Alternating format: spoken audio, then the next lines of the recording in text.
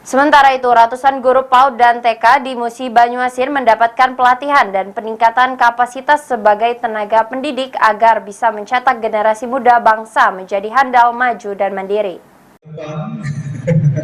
Tariannya sudah sangat lembut sekali di bawah binaan Ketua IGTKI Kabupaten Muba.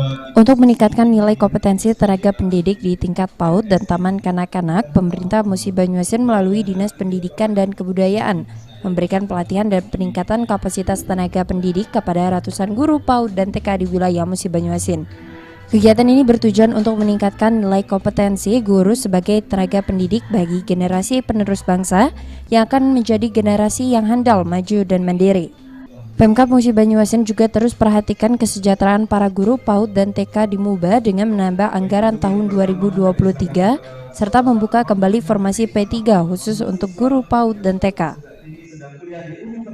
Dan MOU antara pemerintah Kabupaten Musi Banyuasin dengan Balai Guru Penggerak Sumatera Selatan.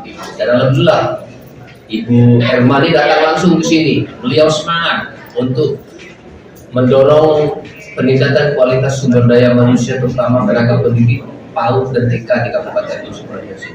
Kita MOU-kan, kita lakukan pelatihan untuk tahun ini dan untuk tahun depan. Target kita tahun depan tuh seluruh guru TK PAUD sebanyak lebih kurang 1.000 orang ini 100% harus sudah kita berikan pelatihan tentang penerapan kurikulum. Sementara itu, Kepala Balai Guru Penggerakan Sumsel, Oherela Erma mengatakan, dengan pelatihan ini bisa menyamakan persepsi guru terhadap kurikulum Merdeka Mandiri yang baru diterapkan kepada siswa-siswi tingkat PAUD dan TK, sehingga guru dapat belajar secara mandiri, mendirikan untuk memahami kurikulum Merdeka. 3, 2, 1. Mulai berikan tepuk tangan yang memulai Bapak Ibu.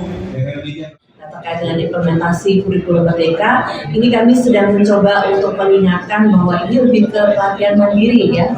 Diharapkan bahwa guru-guru sudah menyiapkan diri dan mereka harus belajar sendiri untuk KMM ini.